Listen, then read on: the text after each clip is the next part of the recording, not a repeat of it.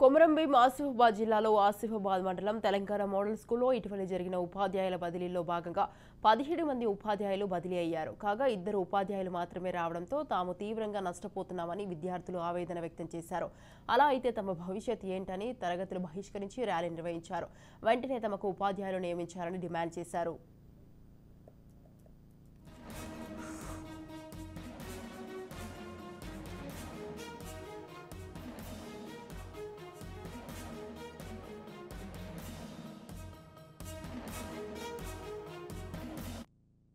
College నుంచి 70 members teachers వెళ్ళారు, కానీ వచ్చింది 2 మెంబర్స్. మా భవిష్యత్తుకి బాధ్యులు ఎవరు?